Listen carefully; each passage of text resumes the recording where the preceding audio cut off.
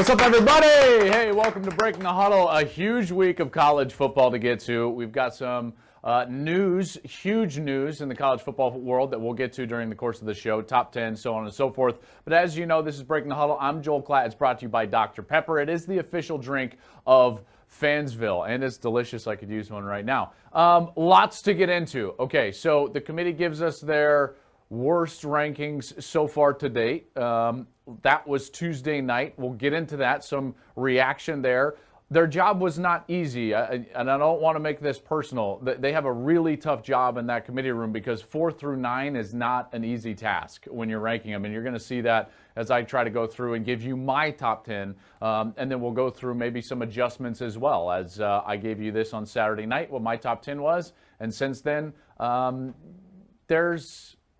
I feel differently. Let's just say that. I feel a little bit differently as the week has gone on. We'll get to fan reaction. Remember, tweet, hit us up on Facebook, do whatever you need to do to be a part of the show. Give us your snark, because that's when it's better, because I'm going to certainly give you guys some snark as well. Speaking of snark, this was laid out for me today by our wonderful Breaking the Huddle folks here, namely Kristen Scott. Kristen Scott laid this out.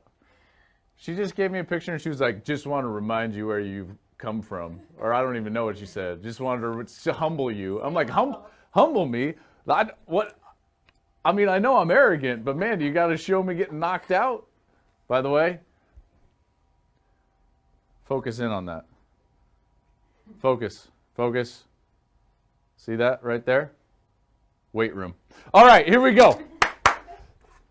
My top 10 as I see it. I put Baylor in there because undefeated needs to mean something. I understand Baylor has not been great, in particular the last couple of weeks. Taken to overtime the last couple of weeks, 26 points in regulation total over those last two games, only a little over 200 yards. Offensively, they're struggling. I don't know if they're going to be able to have enough offensively to beat Oklahoma this week, even at home. But I put them in my top 10 because they've earned it. By the way, when you look at wins against ranked opponents, they do have wins against ranked opponents as the committee sees them. So those of you that are clamoring for, hey, we're honoring good wins over bad losses, no, you're not. And Baylor's a great product of that. They're not even in the top 10 of the College Football Playoff Committee's rankings. Oklahoma at number 9. Here's the thing with Oklahoma. I've defended them for the last couple of years when they did not play quality defense, and that was in large part due to the fact that they played historically great offense. While their offensive numbers do look similar, it feels a little bit different. In particular, in the fourth quarter last week, when they needed drives, they did not get them. Jalen Hurts threw a bad interception late, which led to the last touchdown from Iowa State. And I got to tell you, there was a huge mistake made in that Iowa State-Oklahoma game. Matt Campbell from Iowa State made a giant mistake from a head coaching standpoint. And he's a great head coach. I love what he's doing. But his team, for 3+ possessions at the end of the game, was the better team on the field. They had scored 3 touchdowns in the fourth quarter. They had been stopping Oklahoma. I understand they were on the road. That's the time to play for overtime. Remember, if you're the better team, you just extend the game and you'll eventually win the game. Oklahoma was the one that needed to get bailed out by some sort of 50-50 situation, which a 2-point conversion was at that point. If the game is extended to overtime, I firmly believe Iowa State wins.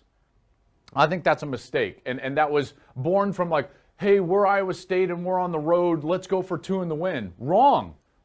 They were the better team in the last 3 possessions. Extend the game, they probably win. They didn't. Oklahoma is the beneficiary of that, and they win. Utah at number 8. Utah's so good. Number 1 run defense in the country. I love their front 7. They're going to continue to win football games and then potentially have that showdown against Oregon in the Pac-12 championship game. By the way, when their quarterback Tyler Huntley and when their running back Zach Moss are healthy for 4 quarters, when they play 4 quarters of football, they are 11 for their last 11. Okay, so in the last 11 games that both of those guys have played all 4 quarters, they're 11-0. That's a tough out now. Everyone's just clamoring for like, hey, it's going to be Oregon. It's going to be Oregon. Maybe not. Okay, so Saturday night, I put Minnesota at 7. I was immediately kind of like, Like, I don't love that. I want to honor what they just did against Penn State. But then I started to get wrapped up in what happened early in the season. Were they good early in the season? No. In their non-conference games, they were not a good football team. They had to come back and win late against FCS South Dakota State. Not a good look. But a football season is about development and getting better. And they just took the second-ranked defense in the country and put up 30-plus points on them. Their quarterback was insane. So efficient, so good. They've got a Thorpe Award candidate on their defense. I started to get frustrated with myself on Sunday and Monday. Like, why didn't I honor their improvement? Why didn't I honor their achievement of beating Penn State? Beating Penn State, you can argue, of teams in the top 10, is the second best win of any team in the top 10. LSU's over Alabama is obviously going to be the top win in the country to this point. And then you can make an argument Minnesota's over Penn State is the next one. Of the top 10 teams, what are the best wins out there? Minnesota over Penn State. So you know what? I'm adjusting on the fly. I should have done this Saturday night. Minnesota. You're at number 4.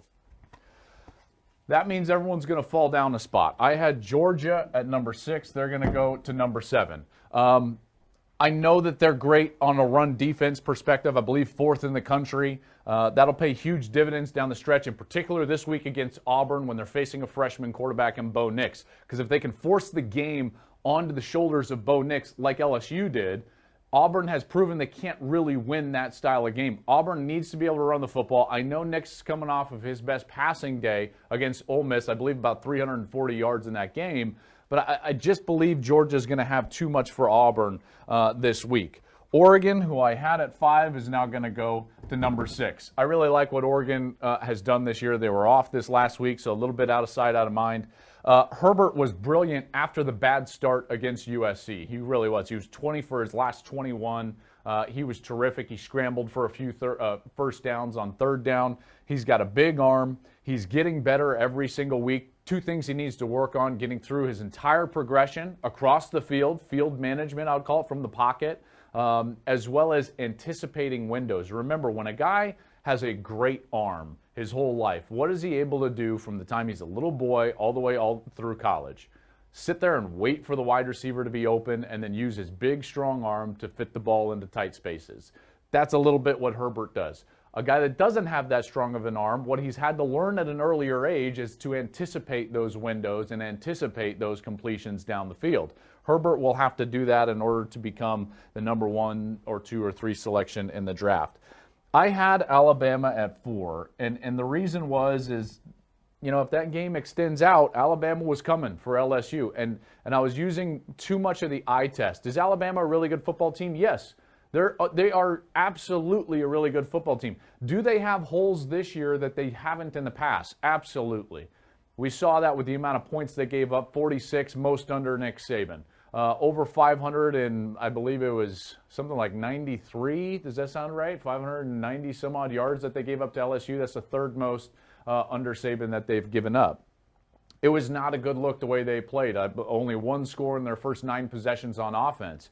I didn't feel like Tua played his best game. We continue to see now, over the course of the last 2 years, where Tua is fabulous against lesser competition, and then in the games when he faces stiffer competition, it's not that he's bad, it's just that he's outplayed. And to some degree, a lack of running game and his health tend to roll into that equation.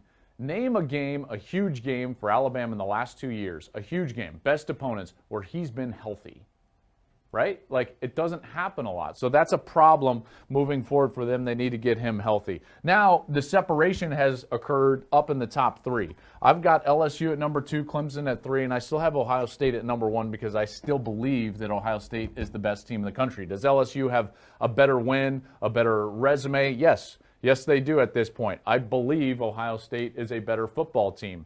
The statistics would point out that they're more dominant. They're number 1 on offense, number 1 on defense in the entire country. They're great on special teams. They've been beating people by 1,000 points a game.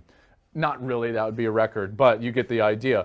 Clemson, meanwhile, since that 1-point loss to we always think it's a loss. Since the 1-point win against North Carolina when Mac Brown went for 2 and failed, they've been sensational. And most importantly, folks, Clemson's bored. Their schedule is brutal, right? I had an argument with someone that I really respect a lot, and they were saying, like, well, Clemson should not be punished for their schedule because you can't help what your league is, and they tried to schedule outside by scheduling A&M and South Carolina. So their intent was pure. Fine. Their intent was pure, but their schedule is garbage. Right? So, I mean, like, it is what it is. That's kind of the name of the game. We don't give you props. It's like, hey, Oklahoma, way to go. You scheduled UCLA 6 years ago, so your intent was pure. Well, UCLA was terrible, right? So, like, you can make an argument that Minnesota's win over Fresno State was better than Oklahoma's win over UCLA. You can make an argument, right? I mean, so I think that you have to have some width in terms of understanding what's a name brand, what's not a name brand, and what is the actual schedule that is being played. There's a good chance that Clemson is going to play their entire season, and at the end of the year, they will have 0 wins against ranked teams. That's not a problem. They're going to go to the playoff as an undefeated, but let's make sure that we honor some teams that are also going undefeated and maybe don't have the greatest schedule in the world, namely Minnesota. But Minnesota right now, their win against Penn State, if they were to go undefeated, is hands down way better than any win Clemson has. Not trying to knock Clemson because Clemson, like I said, is getting more dominant. They've been bored with their schedule, and now all of a sudden they're playing great football. They've separated themselves out, put them in that top 3, namely Trevor Lawrence, who went through a stretch where he was not playing great football, and now he is. In the last 3 games, 11 touchdowns, no interceptions. This guy, he's getting that rhythm, and that's why I think, bear with me here for a second, we know that this is probably going to happen. Right? Ohio State, LSU, and Clemson. Barring something wild happening, those 3 teams have put themselves very close to in the playoff. So then it's just like this big mashup for the 4th spot. You get where I'm going with that? That's why it's going to be so important who's the number 1 seed and who's the number 2 seed. It really is. Like, LSU is going to get the number 1 seed, I think, because of what I believe to be the Southern bias in the committee room, as well as the fact that when you beat Alabama, that carries a ton of weight, in particular in their home stadium. And I'm not arguing against that. We'll see what happens with Penn State, Michigan in the Big Ten championship game. There's a good chance that Ohio State ends up as an undefeated Big Ten champ in the playoff, but in the number 2 slot, which means they would have to play Clemson. Meanwhile, the number 1 seed, whoever it is going to get whomever. That's a huge point to make because Clemson is the defending national champion. They will have the longest win streak in the nation. It'll be right around, is it going to be 30 games at that point? Will it be 30? Something around 29, 30, 31 games. That's a big difference. So just something as far as seeding to look out for. Now, real quick, I want to give you some reactions to the playoff ranking from Tuesday night. And I don't want to like harp on them. Listen, it's tough, right? You saw me. I changed things around here based on what I did on Saturday night and then what I did here today after kind of thinking about it. But there's two things. There's 2 things that I believe are contradictions from the committee. They clearly were trying to point to, hey, Georgia has a better win than Alabama. So regardless of how good the loss is to LSU, we're going to put Georgia over Alabama, which I'm fine with, okay? I mean, that kind of is what it is. That's their prerogative. The problem is you have to go down 4 spots for the committee to find an undefeated team with, by the committee's own rankings, the 2nd best win of the season for teams in the top 10. So So I'm struggling then. So like, what are you trying to tell me? It's better to lose to South Carolina than it is to be undefeated? I don't follow this logic. And then the logic was said on the conference call with writers after the ESPN show. They asked Rob Mullins, who has just a horrifically challenging job to try to explain the unexplainable. They asked him like, well, what about Minnesota? What was it? Well, he says, we felt that the win against Penn State didn't necessarily overcome the fact that that was the first Big Ten team that they had played that was over 500. Fair. Okay, fair, right? Like their Big Ten schedule to that point was not great. Their non-conference was not great. Guess who else was playing their first league game against a team that was above 500? Alabama. Guess who else has a pretty poor non-conference, in particular when you take a look at schedule makeup? Alabama only has 9 Power 5 games on their schedule. Minnesota has 9 Power 5 games on their schedule. You can't tell me that Duke is carrying the day for Alabama. Now, if you want to say eye test, that's fine. Like, I totally understand that. We can go on eye test all we want, but you didn't use the eye test in Georgia and Alabama because Georgia has not been as impressive at times as Alabama has, even with their holes and things like the defense and the running game. So again, contradictions. And this is where I get to the fact that the system is flawed and broken, not in the fact that they give us bad rankings, because I think it's impossible to give quality rankings when there are not concrete qualifiers. When we're just trying to throw out the 4 best teams in college football, you can make any argument that you want for any team that you want, and everyone's going to be upset based on that argument, because there's no way that you can use that argument consistently throughout the top 10.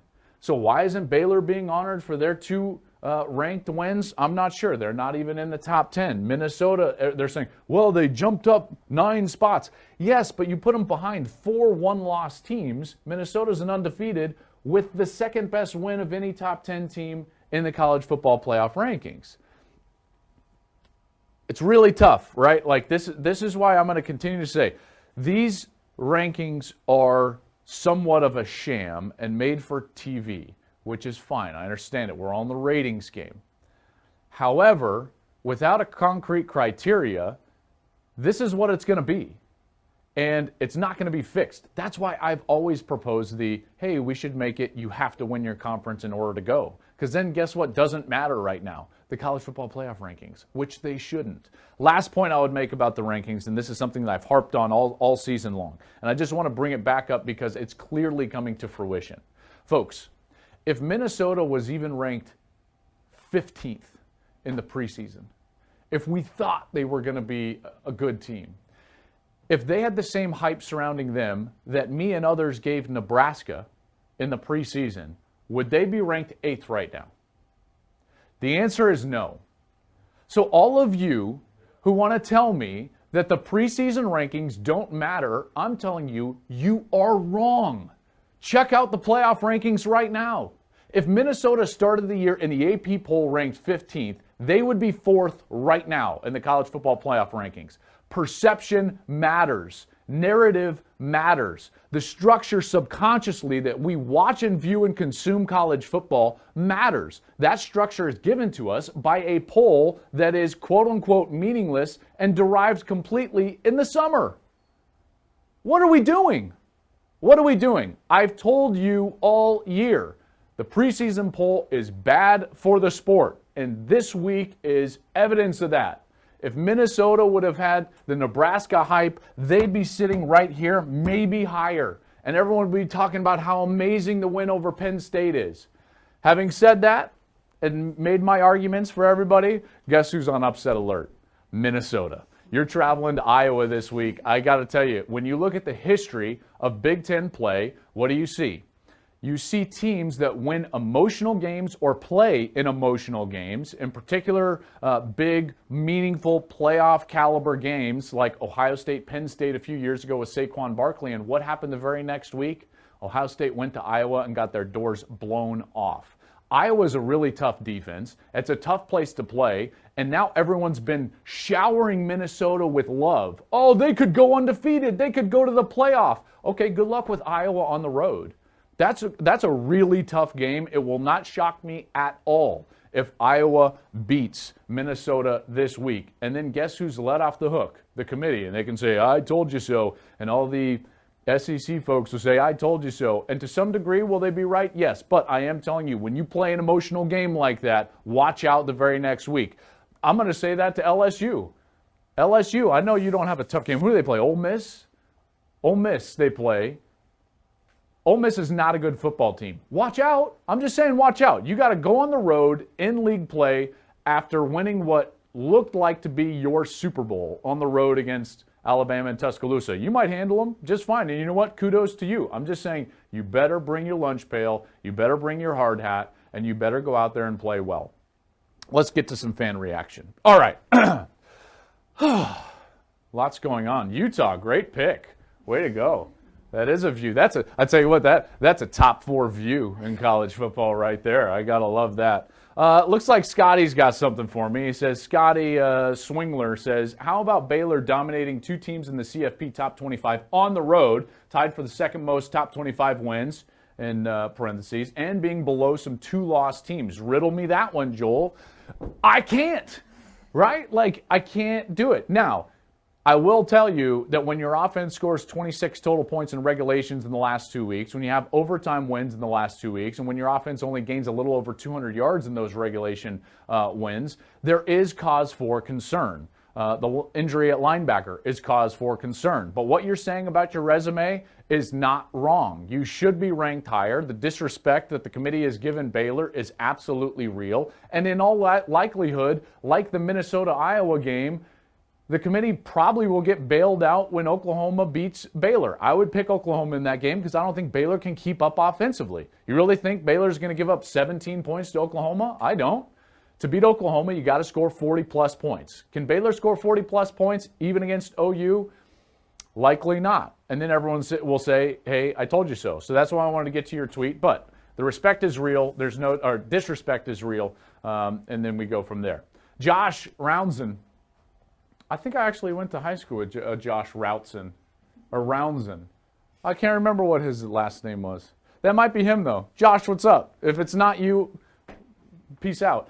He says, I think he's pushed himself, Joe Burrow, into the conversation for best QB prospect for the NFL, too.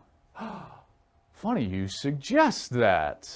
Guess what was one of my topics? That's right, Joe Burrow. Joe Burrow played phenomenal against Alabama. So not only did he put 2 hands on that Heisman Trophy, it's going to be really tough to pry his grasp away from that Heisman Trophy, but he also put himself in the conversation for the top pick. That's right, the top pick in the draft. What you're going to see this year when we get to the NFL draft is that teams are going to be all over the place when they rate who the top pick should be. There's going to be one consistent consensus point, and that is that Chase Young is the best overall prospect. That doesn't mean he's going to get selected first because quarterback is the biggest position of need. And there's some guys that can and probably will get selected at that position.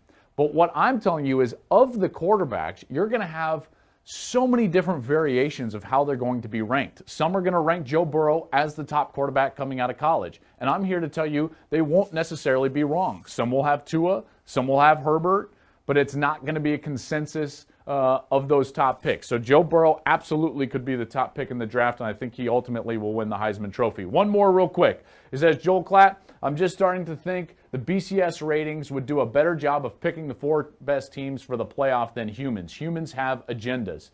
I don't totally disagree with you. Here's why I wanted to read your tweet. The BCS had the right model in terms of number of variables because we included computer polls and human polls. Now, were the human polls good? No, because they started in the preseason. You know how I feel about preseason polls.